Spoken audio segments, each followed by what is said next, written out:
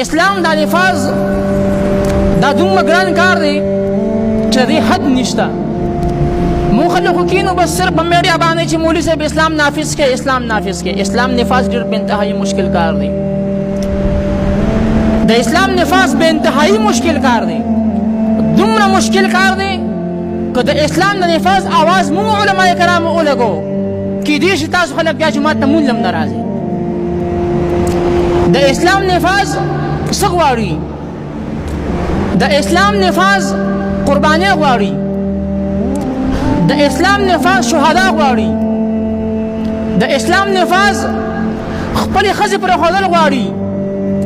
د اسلام نفاذ خپل بچي به یتیمانان کوي.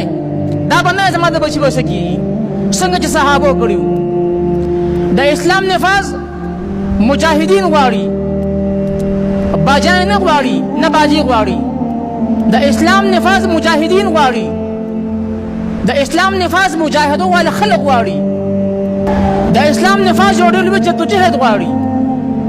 ما اورم تیر شوی نابر چې موږ دا خبره کړې وه.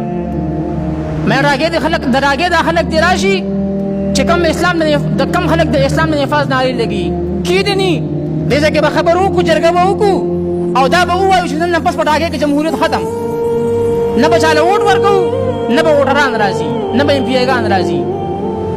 په ځای د دې چې زما د ډاګې خلکو په هغې اتفاق کړی وي، نه بعضې خلکو به یې کنځلې کولې. او باید پته هم د چا کنځلې کړي، زه یې پېژنم چې چا کنځلې کړي دي. ولې چې په هغې دا خبره بده لګېده چې دا مولوي صاحب د جومات د ممبر نه ولې د اسلام د نفاذ خبره کوي. دا مولوي صاحب ولې زما د ام پي او د ام ان اے خلاف ولې خبره کوي؟ یو طرف ته مانه حق غواړي او بل طرف ته چې کوم دی بیا په هغې باندې صادر واچي، ترپال پې واچي چې مولوي صاحب داسې مه کوه، د اسلام نفاذ خو ګوره موږ نه کېږي.